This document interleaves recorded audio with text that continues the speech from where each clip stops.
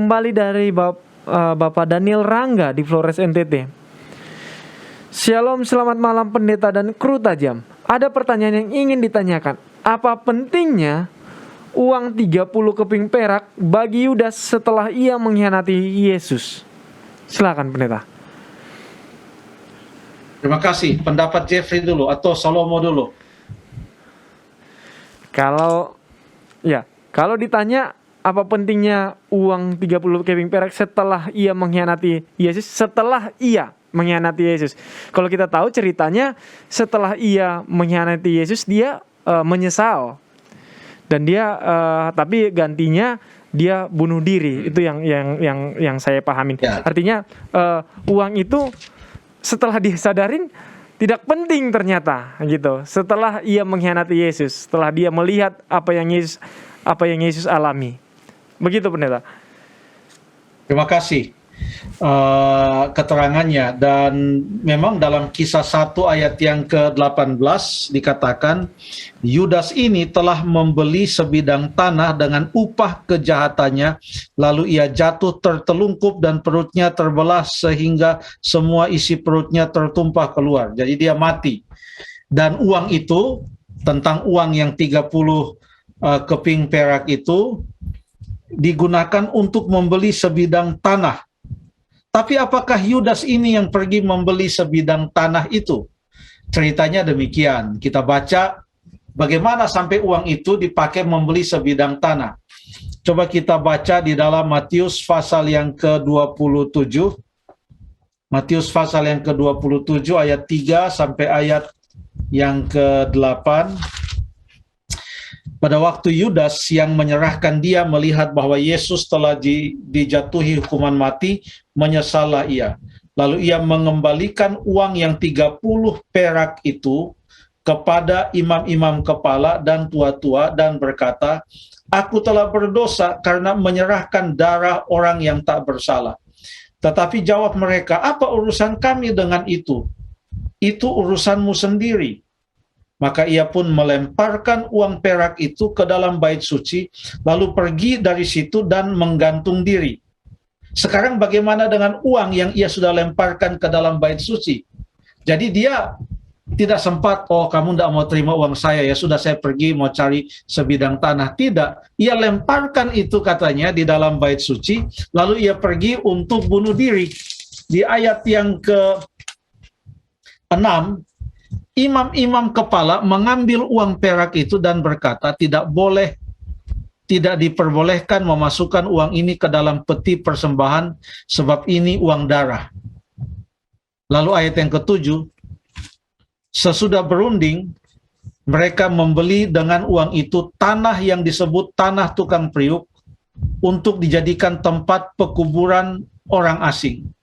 Itulah sebabnya tanah itu sampai sekarang atau sampai pada hari ini, dituliskannya Injil Matius itu, disebut sebagai tanah darah. Jadi waktu disebutkan dalam Kisah 1 ayat 18, Yudas membeli sebidang tanah dengan uang 30 perak itu, ternyata dianggap Yudas yang membeli kalau menurut cerita ini. Sebab dia lemparkan di bait suci, dia pergi menggantung diri, dan uang itu tidak mau dimasukkan ke dalam kotak persembahan, dipakailah untuk dipakai untuk membeli suatu pekuburan untuk orang asing. Itu pun bukan untuk pekuburan orang Yahudi, tetapi untuk pekuburan orang asing. Nah, orang-orang Yahudi ini anti terhadap orang-orang yang bukan Yahudi pada saat itu. Keselamatan mereka pikir hanya untuk mereka. Orang Samaria pun mereka tidak mau untuk bergaul. Jadi uang 30 perak itu mereka gunakan untuk membeli sebidang tanah untuk pekuburan orang asing. Untuk pekuburan orang asing. Jadi mereka anggap itu uang itu betul-betul uang yang tidak layak digunakan untuk hal-hal yang sewajarnya. Itulah yang terjadi dengan uang 30 perak itu. Sebenarnya uang itu pun tidaklah terlalu banyak, sebab ada ayat di dalam Keluaran 21 ayat yang ke-32. Coba kita baca ayat ini.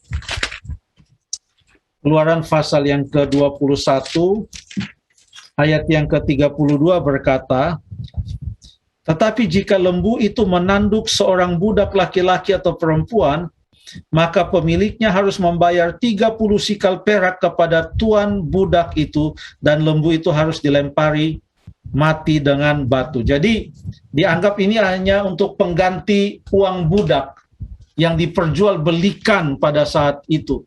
Jadi harganya pun tidak terlalu mahal. Apakah kira-kira ada skenario yang lain dalam benak Yudas sehingga ia menjual Tuhannya dengan uang 30 perak ini? Tapi itulah kesepakatan yang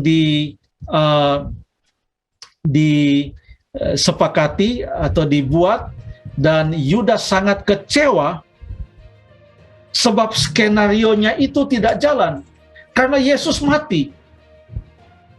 Ia sangat kecewa karena Tuhan Yesus mati, dan pada waktu Tuhan Yesus mati, barulah dia tahu bahwa apa yang dia rencanakan itu ternyata tidak berhasil. Menyesallah ia. Berarti ada pengharapan atau ada rencana Yudas bahwa uang yang 30 perak itu hanyalah akan menjadi suatu alat, sehingga menurut dugaannya Yesus tidak akan membiarkan dirinya dihukum mati, dan ada harapan-harapan lain dari Yudas yang lebih besar lagi daripada uang yang sedikit yang 30 perak itu. Tetapi pada waktu Yesus mati, skenarionya beda dengan apa yang ada di benak Yudas. Maka ia menyesal dengan semua yang ia lakukan, dan apa yang ia lakukan berikutnya adalah ia menggantung diri. Sangat disayangkan. Terima kasih.